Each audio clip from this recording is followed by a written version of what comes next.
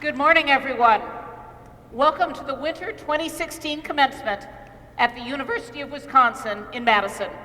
Let's all start with a round of applause for all of today's graduates. It's great to see you.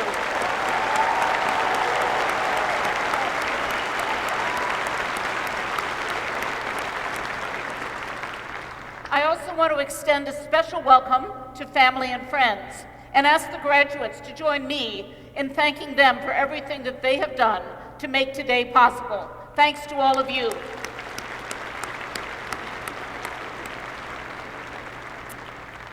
And I want to say a special welcome and a thank you to astronaut Jim Lovell. Captain Lovell is an American hero who saved lives and set new standards for space travel in his extraordinary final trip. His story was captured in the movie Apollo 13. He may be the first honorary degree recipient, which is selected by a group of faculty, to also be selected in a completely independent and separate process by the senior class officers to serve as commencement speaker. He is definitely the only person we've ever had speaking who has been played by Tom Hanks in a movie. So Jim, thank you very much for being here this morning.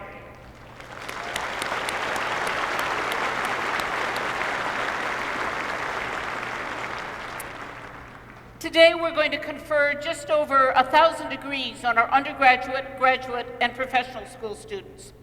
And tomorrow, each of you are going to set off on your own path.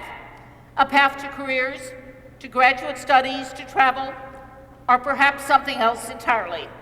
Some of you don't know yet where you're going, and that's okay. Our December graduates tend to be particularly well prepared for whatever lies ahead. Many of you took a little bit of extra time to reach this milestone because of an internship, study abroad, or other experience that enriched your education and is going to open up new opportunities for you as you move forward. You've worked hard and you've accomplished much, and some of you have overcome enormous odds to reach this day. Cesar Gutierrez is a great example. He graduates today with a degree in zoology. Cesar is the son of immigrants. He grew up in one of the most dangerous neighborhoods in New York City, a place that doesn't send many kids to college. He came to us as part of the Posse program. Like many of you, Cesar had moments when he wondered whether this was the right place for him. He doubted himself. He had some negative experiences here at UW, but he reached out for support, and he found it. And he's now on his way to veterinary school. And then there's Drew Hasley, who's earned his PhD in genetics.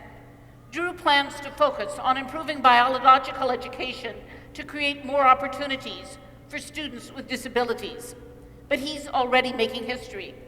Today, Drew becomes the first legally blind person to ever receive a UW genetics doctorate. Congratulations to both of these students and to all of you.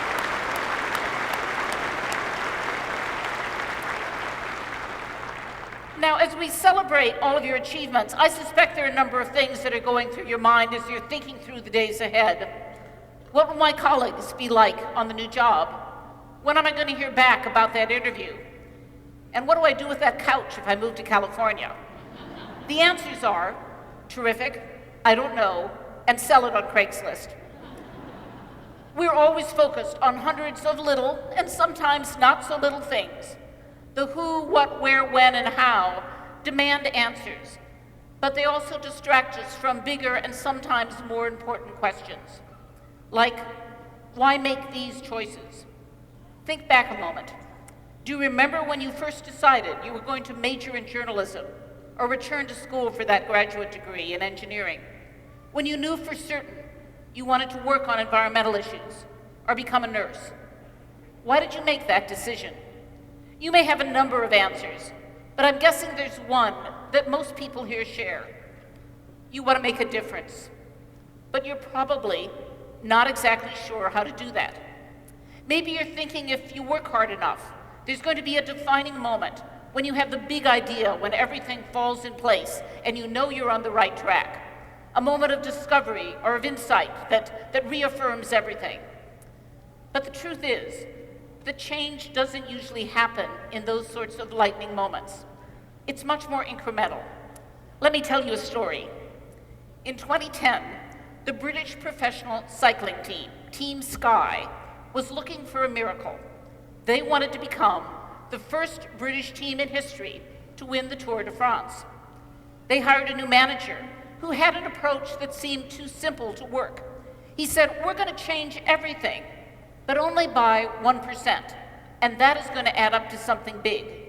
So he and the team searched everywhere for places to improve just a little bit. The weight of the tires, the design of the bike seat, the pillows they slept on, what they ate, how they washed their hands. Nothing went unnoticed. They'd hoped this strategy would position them to win the Tour de France in 5 years. They were wrong.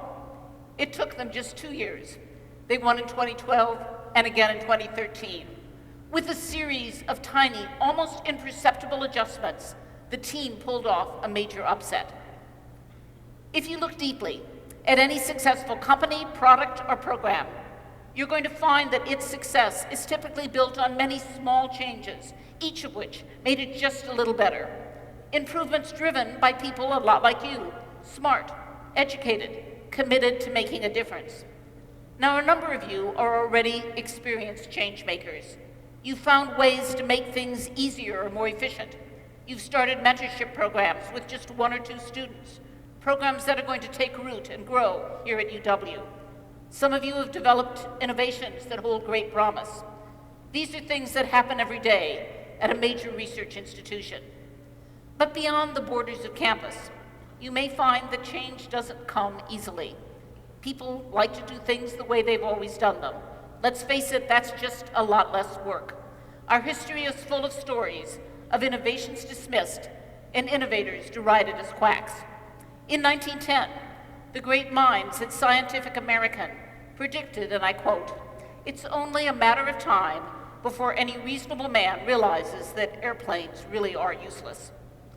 To be a change maker takes resilience, persistence, and the ability to withstand disappointment. There are 2 other key ingredients, too. First, curiosity. Curiosity grows best in those idle moments which neurosciences call incubation time. But incubation time has become scarce, because why sit around thinking when you could be binge watching Gilmore Girls or taking some discreet selfies? And by the way, I see you out there. It's actually more discreet if you don't use the selfie stick. Last year, psychologists from Harvard had research subjects sit in an empty room for 15 minutes.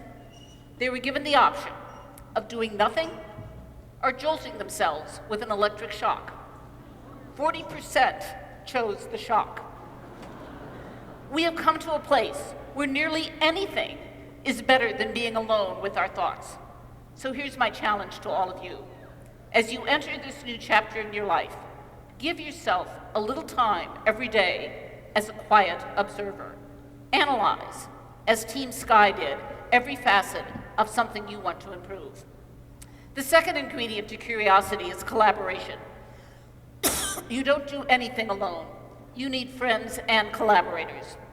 You're graduating from a university with a deep commitment to interdisciplinary collaboration, a commitment that grows directly out of our dedication to solving problems in the real world, the Wisconsin idea. But solving problems isn't the only reason to collaborate. It turns out that having colleagues who are engaged, supportive, collaborative is one of the most important attributes of a satisfying workplace, far more important than pay levels. In fact, pay is number 8 out of the top 10 factors affecting job satisfaction. So look for environments where you're going to be working with people who are committed to working with you. And don't forget the collaborative and supportive friends, colleagues, and mentors that you've met here at UW. The people who've laughed and cried with you. The ones who always seem to know when you really need a burrito bowl with all the toppings. You aren't leaving those people behind. Many of them will be lifelong friends who may come back into your life in ways you can't predict. You're now part of a family of over 400,000 Badgers, people who are making a difference all around the world, and they too will be your collaborators. You're graduating at a time when this nation and the world face enormous challenges, but crisis and uncertainty are opportunities for transformative change. I hope that you will bring what you learned here at the University of Wisconsin to those challenges wherever they lead you. I hope you stay curious and keep finding ways to collaborate with the people who share your commitment to doing things just a little bit better. And don't be discouraged when you hit a roadblock. Remember the words of Booker T. Washington, who said, "Success is best measured by not so much the position one has reached in life as by the obstacles which you had to overcome." I, for one, can't wait to see what each of you do next. So thank you for all of your work here. Thank you for being part of this community. Your being here has made this campus a better place. Congratulations, and on Wisconsin.